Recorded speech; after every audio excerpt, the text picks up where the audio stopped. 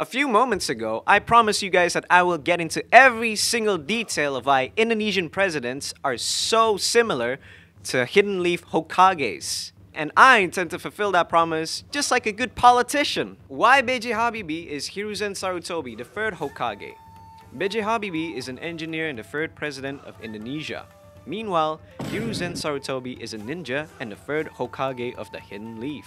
It is challenging to find similarities between the two, but when we look at the broader aspects, we can understand why Indonesians compare the both of them.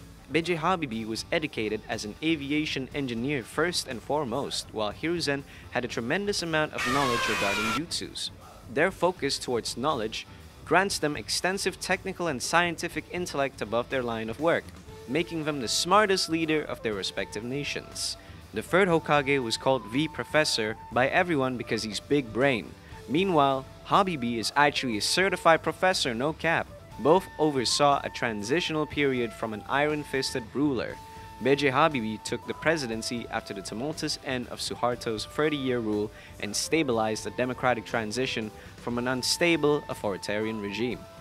While Hiruzen became Hokage after Tobirama sacrificed his life and then worked to soften the Hidden Leaf's policy after Tobirama's tenure. Lastly, both are recognized as the wisest leaders of their nations. Habibie avoided partisan politics and focused on nation building and restoring democracy, pacifying the military and populace through dialogue and understanding. Hiruzen personally mentored the legendary Sanin trio and other ninjas. His detailed knowledge of the village history and the Will of Fire would inspire an entire generation. Why Gusdur is Minato Namikaze, the fourth Hokage?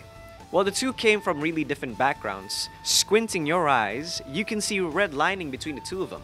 Both are known to be extremely charming individuals capable of driving people behind them. Gusdur is known for his ability to connect people from diverse backgrounds using his wit, humor, and inclusive approach. Minato was revered as a highly charismatic character who is able to charm anyone he meets with his genuine kindness and compassion, bringing people together. The two are also known for their spirit of reconciliation. Gusdur aims to bridge the difference between different groups of society in a multicultural Indonesia using interfaith dialogue and tolerance after decades of strife and alienation. Minato looks to foster a peaceful era by initiating closer dialogue with other hidden villages after experiencing the horrors of the Third Shinobi World War. Tragically, both ended their tenures as leaders by being forcibly removed from their office. Gusdur made plenty of enemies during his time as president because he tended to brush off political factions for the sake of national good, leading to his impeachment on the ill-justified reason of quote-unquote incompetence.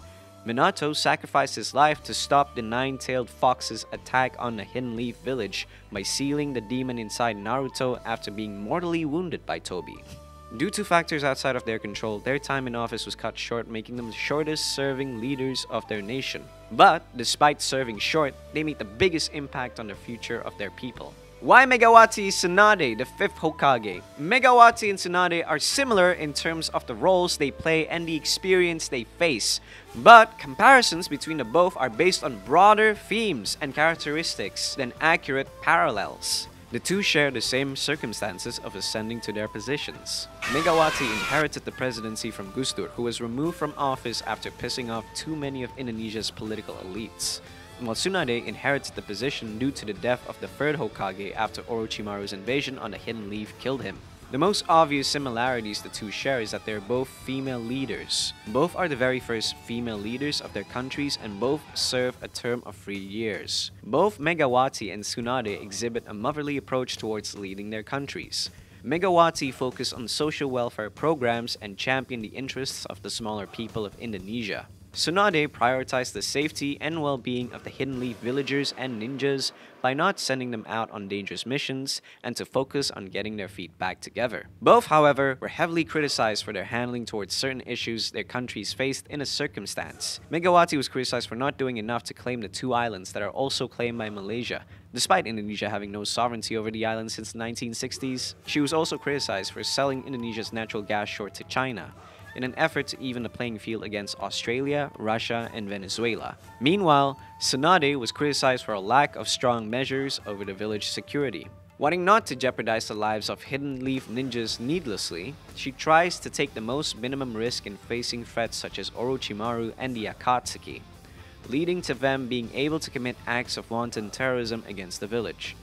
However, while the two are criticized for compromising their national strength, the two are applauded for their strength in character and resolve. If you want to see more comparisons between presidents and Hokages, don't forget to click the like and subscribe to the channel. If you want to see more of these content, come visit my channel on YouTube. Link is in the description. Thank you for watching this video, and I'll see you in the next episode of the Based Indonesian Show! Bye-bye, real people!